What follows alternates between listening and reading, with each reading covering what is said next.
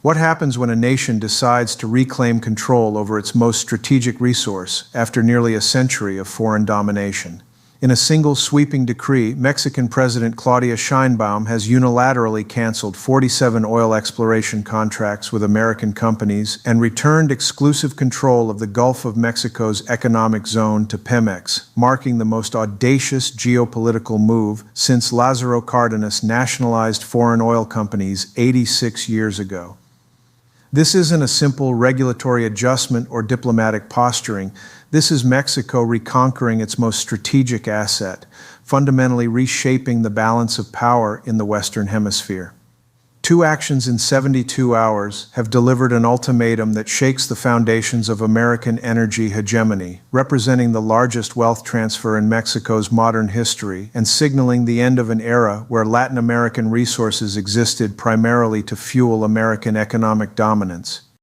The timing couldn't be more significant. In 2024, deepwater discoveries in the Gulf of Mexico revealed an additional 11.3 billion barrels of proven oil reserves.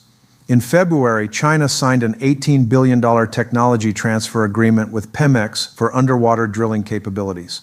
In March, Russia offered $6.7 billion worth of expert engineering and refining equipment without political conditions. Meanwhile, Venezuela has formed a trilateral energy alliance with Mexico and Brazil to process 4.2 million barrels daily completely outside the American-controlled pricing system. I've spent my career studying power transitions and resource competition, and what Mexico has accomplished represents exactly the kind of strategic sovereignty assertion that signals the end of hegemonic control. When client states begin unilaterally reclaiming their most valuable assets without facing devastating retaliation, it indicates that the hegemon's coercive capabilities have fundamentally deteriorated. The scale of what Mexico has reclaimed is staggering. The canceled contracts involved exploration and production rights worth an estimated $276 billion in potential reserves. American companies invested approximately $23 billion over decades of operations, meaning the difference of $253 billion represents the largest wealth transfer in Mexico's modern history, flowing from foreign corporations back to national control.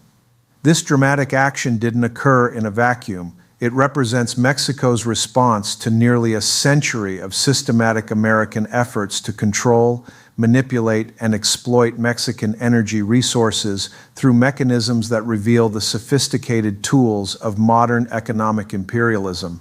Understanding how we reach this point requires examining the long history of American energy colonialism in Mexico. The reverse nationalization began in 1990.